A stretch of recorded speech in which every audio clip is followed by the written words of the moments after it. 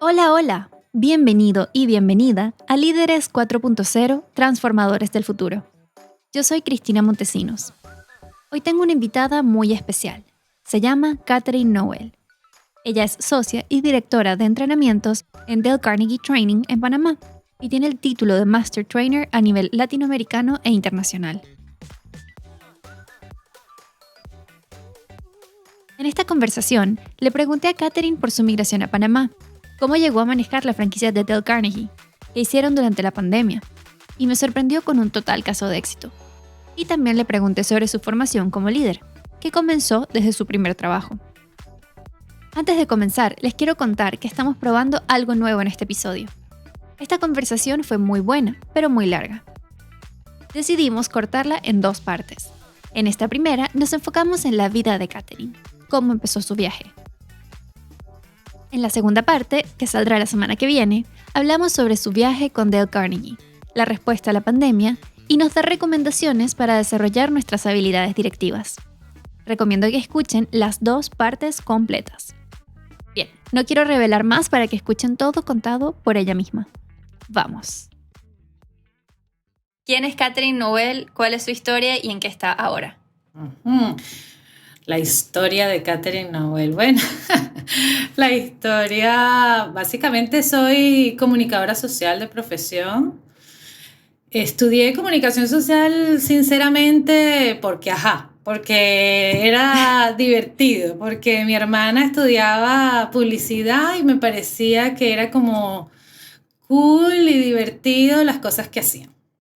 Tenía 17 años cuando elegí la profesión. O sea, que uno en ese momento realmente no sabe gran cosa, no sabe qué quiere estudiar. Después entré a trabajar en esa área, trabajé en algunas compañías en el ámbito de comunicación corporativa, para Burson Marsteller, para Suma Comunicaciones, y luego en ese caminar de repente apareció una oportunidad en el área de ventas y mercadeo, y me fui un poco por ahí, y luego apareció otra en una empresa que se llama Consorcio Promoting, también en Caracas, Venezuela, y ahí comencé en el área de mercadeo, pero resulta que como parte del desarrollo del personal en esa compañía, ellos, era un consorcio de empresas, y una de las empresas que ellos tenían era Dale Carnegie.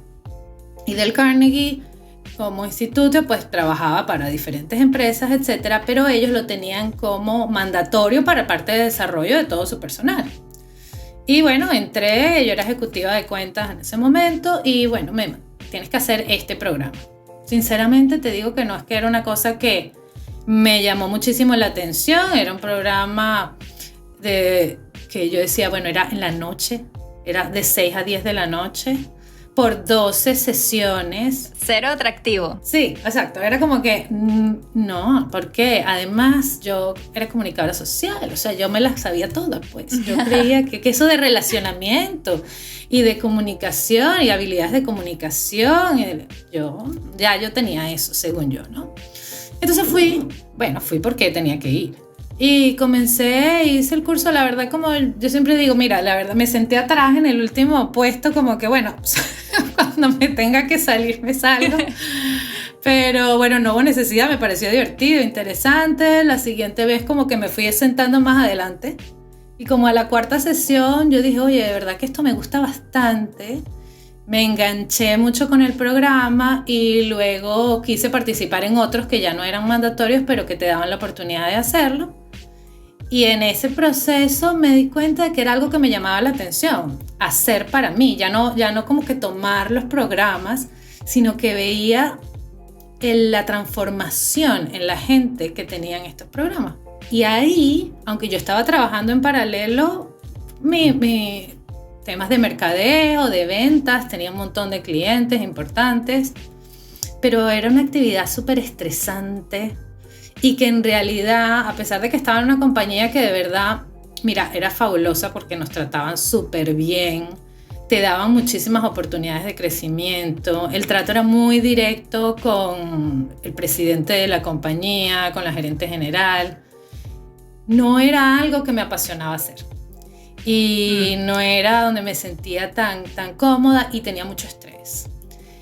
Entonces, esto me abrió, estando yo en mi casa con mi bebé, en tiempo de posparto y todo esto, empecé a pensar, oye, ¿qué tal si me arriesgo y dejo un trabajo bien pagado? Porque en realidad era un trabajo bien remunerado, estable, con oportunidades de crecimiento, y me dedico a esto otro. Que sacando cuentas, si lo manejo bien, puedo tener un ingreso. Bien, porque sí tenía, pero no es estable para nada, ¿no? O sea, un día puedo tener curso, como mañana no, me llaman a mí como llaman a otro trainer. Y bueno, claro que era una decisión con un bebé, ¿no? Pero era una decisión ahí complicada. Perdón, ¿y cuántos años tenías en ese momento? Tenía 29 años.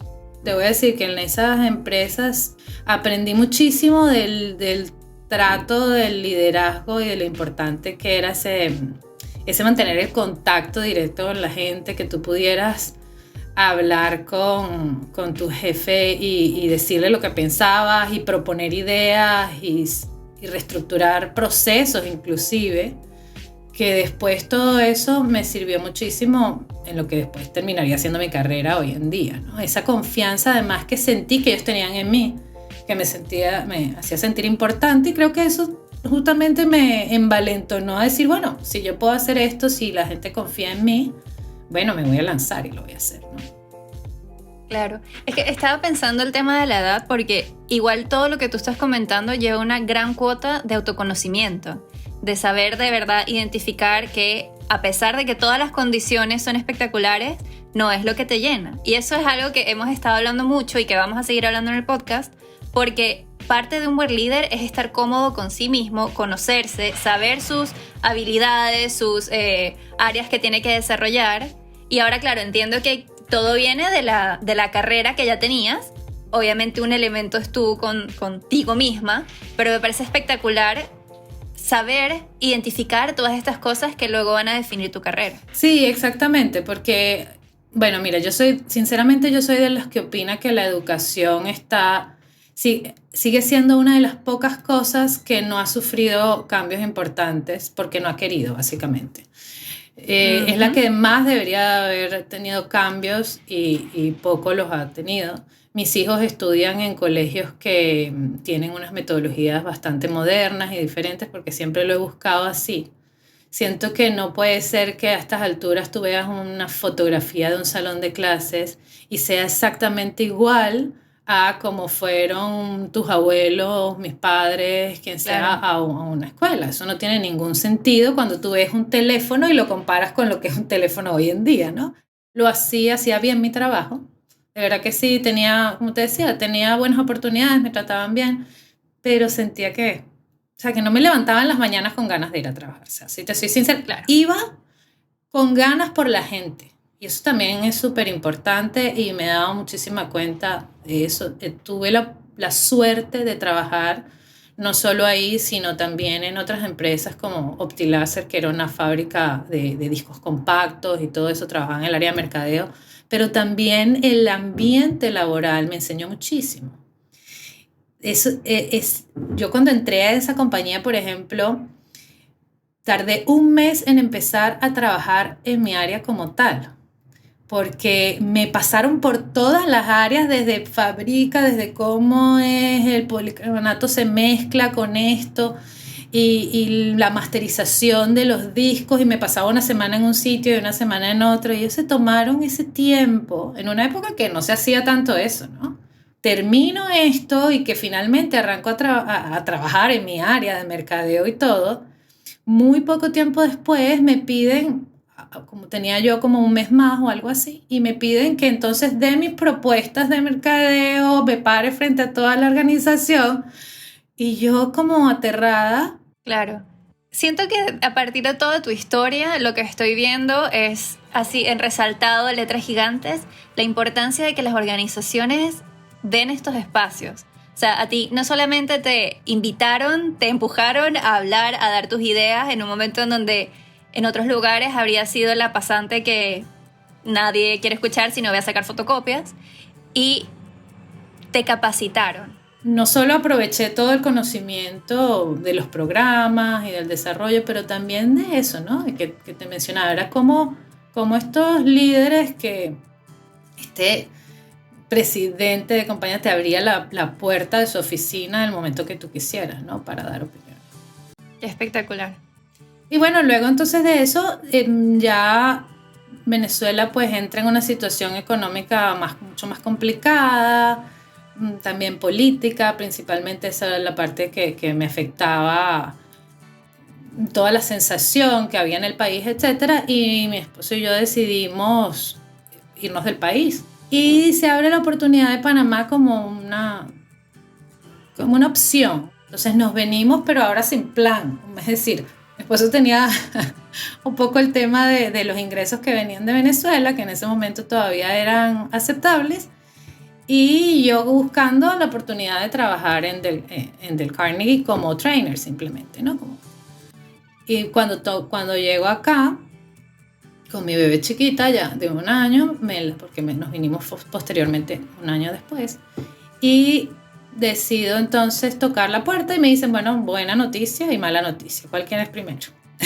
Entonces yo le digo, ¿cómo? Entonces me dice, no, bueno, buena noticia, claro que sí, estamos encantados de tenerte como trainer, ya yo confirmé todas tus referencias en Venezuela, etc. Y además iba a ser la única mujer en ese momento del equipo de trainers, pero resulta que su contrato en ese momento como sponsor en Venezuela, para la persona que lo manejaba en ese momento, terminaba en 1 año.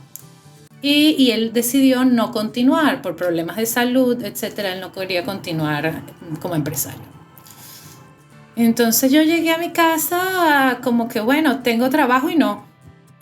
Exacto, que Dale Carnegie Panamá no iba a seguir funcionando. O iba a funcionar con otra persona que no sabíamos si me iba a contratar o no, ¿no? Y mi esposo, que tiene una visión bastante de negocios, más que yo, me dice, bueno, pues una noticia buenísima. Y yo como, ¿por qué buenísima? Bueno, ¿y cómo es eso? ¿Y cuál será la oportunidad? ¿Y cuánto costará eso? ¿Y con quién hay que hablar? Y le digo, no tengo idea, no sé. Entonces, bueno, averíguate. Me puse a averiguar todo. Entonces presentamos un plan y efectivamente nos aprobaron y empezamos esa aventura.